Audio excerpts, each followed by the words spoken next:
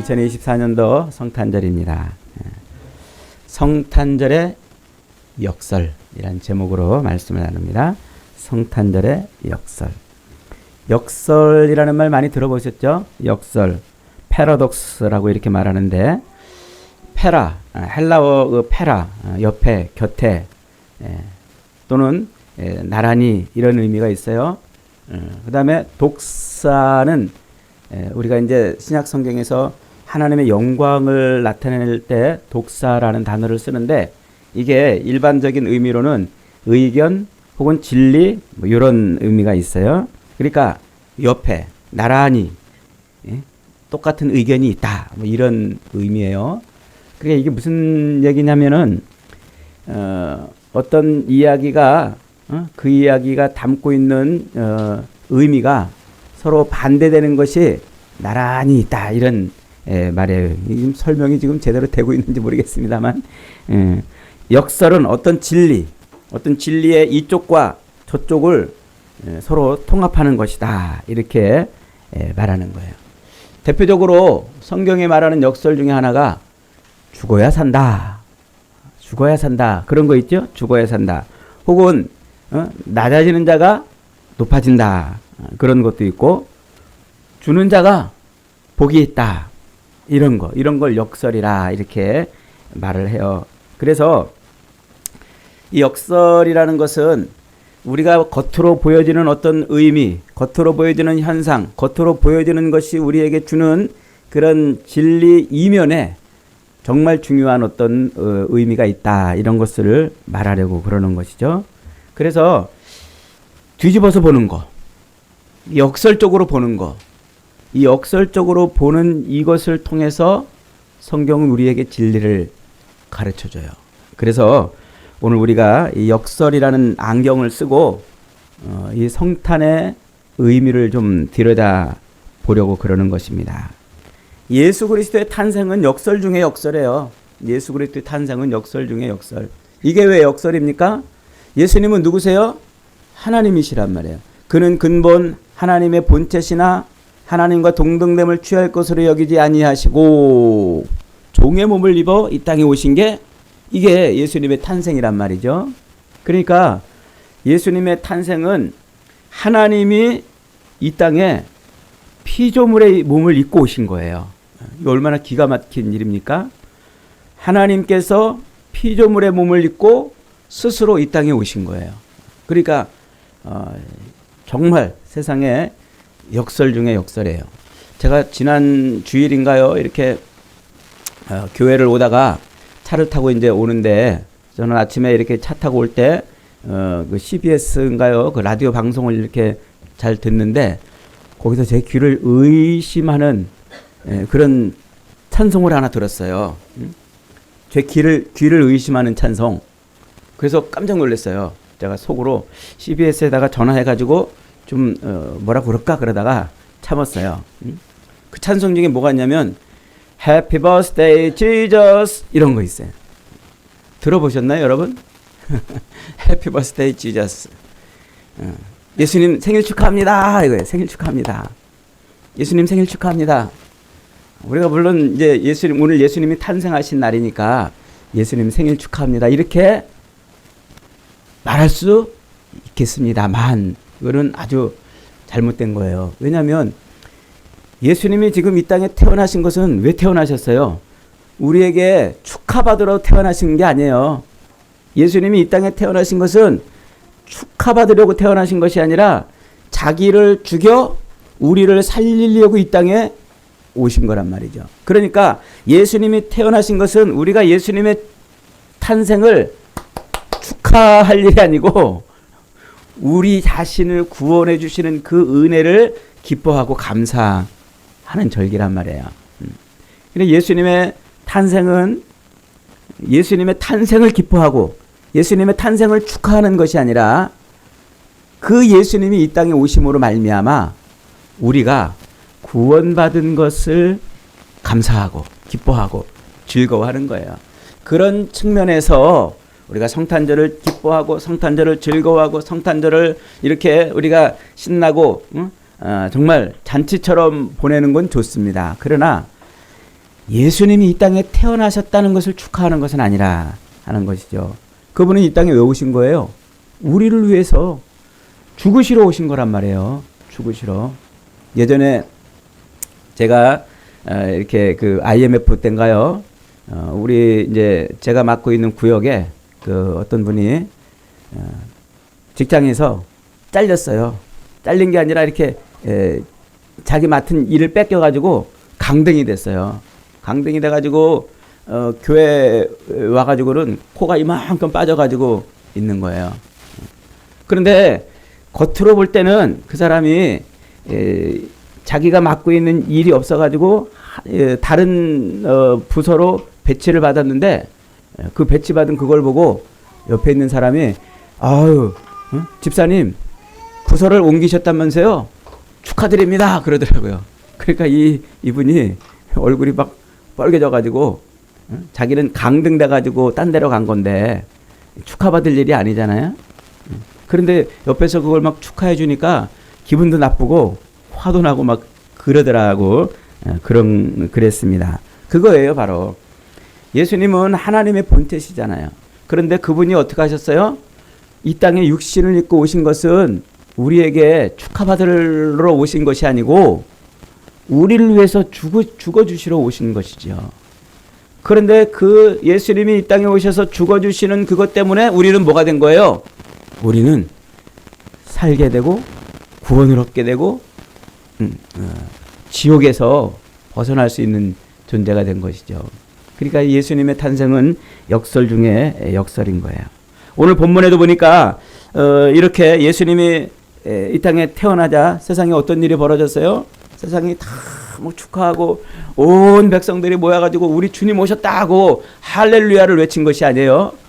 주님이 이 땅에 태어나시자 세상은 요동치기 시작했어요. 그래서 세상은 이제 시기와 질투가 오히려 솟아났어요. 그래서 헤로드 왕은 예수님이 탄생하셨다는 그 소식을 듣고서는 시기가 폭발해가지고 예수님을 죽이려고 애를 씁니다. 만약에 예수님이 이 땅에 오신 것이 정말 축하받고 우리에게 기쁨의 그런 큰 일이라고 한다면 헤로드 왕이 먼저 나가서 축하하고 기뻐해주고 그래야 되잖아요. 그런데 예수님의 탄생은 그에게 시기와 질투를 불러일으켰어요. 그래서 예수님이 이 땅에 태어난 날을 기준으로 해가지고 2살 아래의 모든 애들을 죽이는 그런 일이 벌어지는 거예요. 여러분 이상하지 않아요? 아니 우리를 살리려고 이 땅에 오신 예수님, 사람을 살리려고 예수님이 이 땅에 오셨는데 그 예수님이 오신 것 때문에 사람이 죽는 이런 어처구니 없는 일이 벌어지는 거예요. 이게 성탄의 역설인 거예요. 예수님께서 이 땅에 오심으로 말미암아 살아날 자는 살아나고 죽을 자는 죽는다는 거예요. 이게 성탄절을 통해서 우리에게 본문이 가르쳐 주려고 그러는 겁니다. 오늘 예수님의 탄생 이야기는 옛날 모세의 탄생 이야기를 배경으로 하고 있어요. 오늘 우리가 읽은 이 마태복음 2장은 그러니까 옛날 모세, 그 모세가 태어날 때 그때 어떤 일이 벌어졌어요? 수많은 이스라엘 어린아이들이 죽어나가는 때란 말이에요. 수많은 이스라엘 어린 생명들이 죽어날 때 그때 예수님이 모세가 그때 태어나서 그 모세로 말미암아 수많은 백성이 또 구원을 받는 그런 출애굽을 모티브로 이렇게 하고 있는 겁니다. 그러니까 지금 예수님이 태어나가지고 헤롯 왕을 피해가지고 저거 애굽으로 피신을 하잖아요.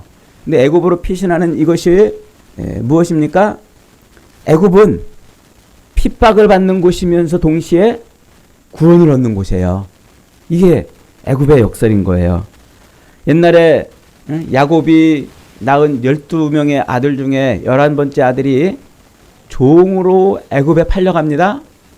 그런데 종으로 팔려간 그 자리에서 총리 대신이 돼가지고 자기 가족들을 가뭄에서 다 건져내서 애굽에서 번성하게 만들어요. 그런데 그렇게 번성하는 그 애굽 땅이 다시 이스라엘을 핍박하는 그런 곳이 되어버리죠. 그래서 모세를 통해서 이제 구원을 하게 되는 겁니다. 그러니까 이 애굽은 이스라엘에게 구원의 처소이며 동시에 핍박의 장소 이렇게 되는 것이죠. 그래서 오늘 본문 25절에 예수님이 저 이집트로 애굽으로 피난 간 것을 이는 선지자로 말씀하신 바 애굽에서 내 아들을 불렀다 함을 이루려 하심이니라. 이렇게 예수님께서 이 땅에 태어나신 것은 우연히 혹은 어쩌다 태어나신 것이 아니라 성경에 기록된 대로 이 땅에 오시는 거예요. 그래서 성경에서 집요하게 우리에게 가르쳐 주는 게 뭐냐면 세상은 예수 그리스도로 쫙 갈라진다. 예수님이 기준이에요. 예수님이 이 땅에 들어오심으로 말미암아 홍해가 갈라지듯 요단강이 갈라지듯 세상이 쫙 갈라지는 거예요. 그래서 예수님으로 말미암아 구원을 얻을 자, 예수님으로 말미암아 생명을 얻을 자가 모이는 것이고 예수님으로 말미암아 저주받고 영원히 심판받을 자들이 또 모여지는 거예요. 그래서 오늘 이 예수님이 탄생하시자 헤롯이 어린아이들을 죽이는 이런 일들이 이게 선지자를 통해서 이미 예언해 준 말씀이라는 것이죠. 그래서 예수님의 탄생은 역설인 거예요. 역설. 그리고 실제로 예수님이 이 땅에 오셔서 우리에게 집요하게 말씀하신 것이 뭐예요? 예수님은 십자가에 매달려 우리 대신에 자기의 목숨을 내던지신 분이에요. 그걸 위해서 오셨어요. 그러면서 십자가에 달려 죽으시는 것을 말씀하신 예수님이 우리의 제자들에게 반복해서 말씀하게 하는 것이 뭐냐면 아무든지 나를 따라오려거든 자기 십자가를 지고 나를 좇을 것이니라 이렇게 말씀하셔요. 그러니까 십자가는 내가 죽어서 너를 살리는 그 놀라운 구원이 바로 십자가 아닙니까? 주님은 주님을 따르는 우리 백성들, 이 땅에 오신 그 예수 그리스도를 기뻐하고 즐거워하고 그 주님을 따르기로 작정하는 자들에게도 동일하게 그 역설의 삶을 살라고 말씀하고 있는 거예요. 무슨 삶? 내가 죽어 너를 살리는 삶.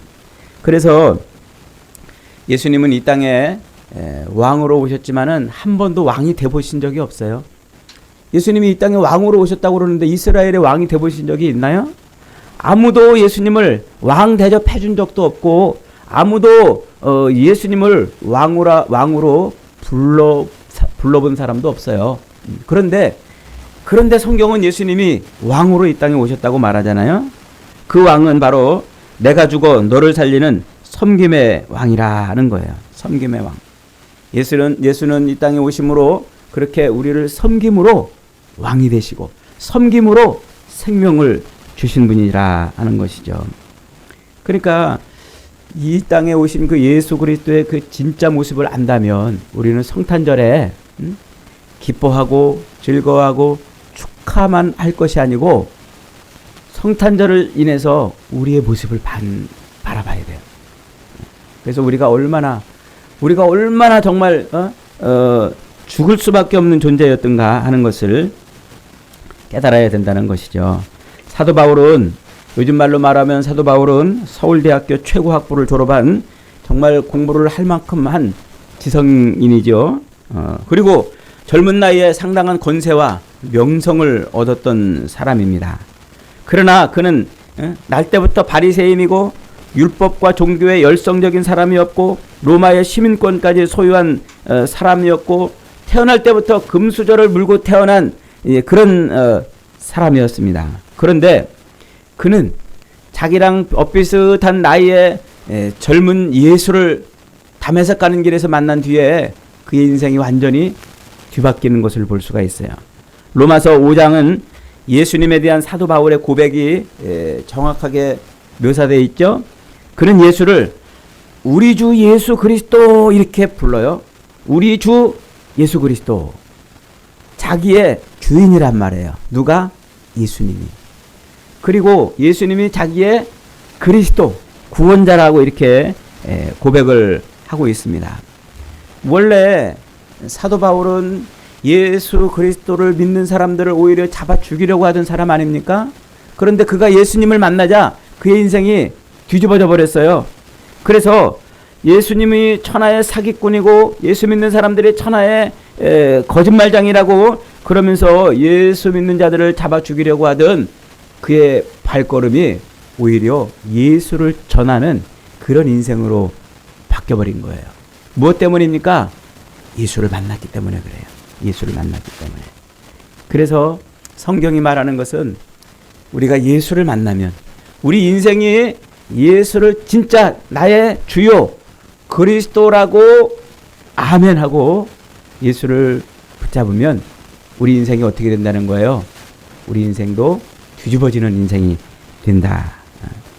그래서 사도 바울은 어느 날 이 예수님의 역사를 분명하게 깨달았어요. 아, 예수님이 하나님이셨는데 이 땅에 육신을 입고 오심으로 말미암아 우리를 구원하셨다. 그래서 죽음을 이기고 부활하신 예수님을 대면한 후에 바울은 예수가 곧 그리스도시요 이스라엘의 왕이요 또 만왕의 왕이라 이렇게 외칠 수가 있었던 것이죠. 자기 육신의 눈으로 본 예수가 전부가 아닌 걸 본 거예요.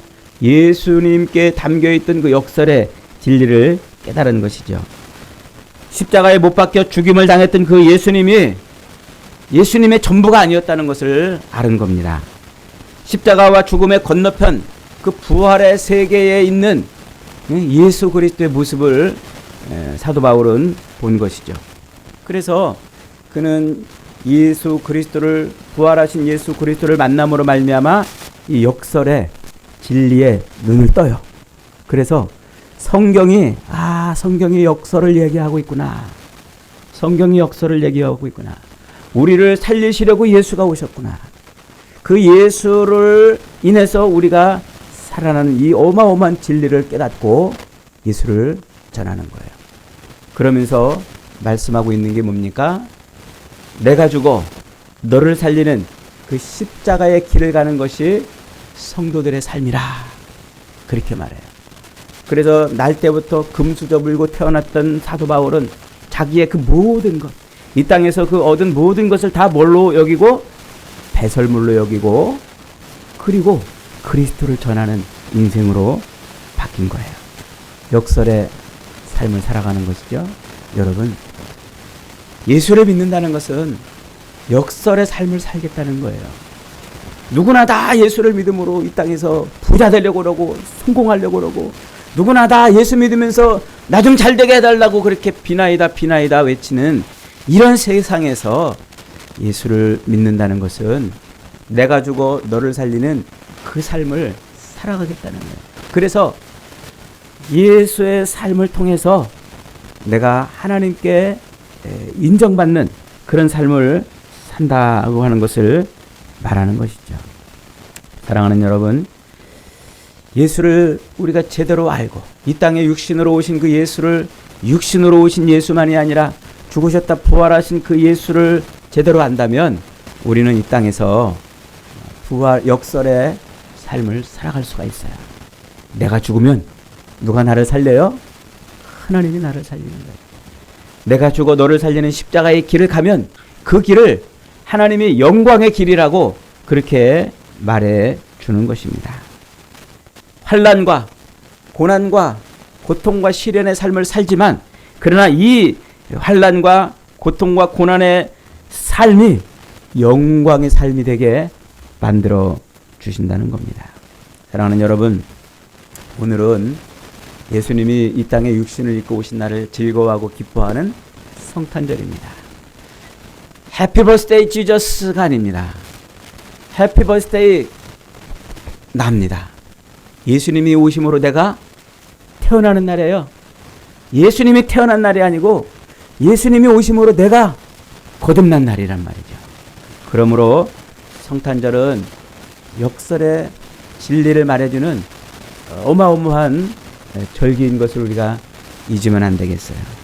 육신을 입고 이 땅에 오신 예수 그리스도로 말미암아 내가 산 그 위대한 날, 내가 태어난 위대한 날인 것을 잊어버리지 마십시오.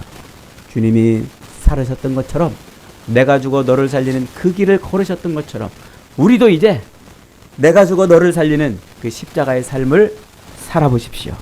그러면 범사에 우리의 삶을 하나님이 뒤집어 주실 것입니다. 반드시 우리 삶을 뒤집어 주십니다.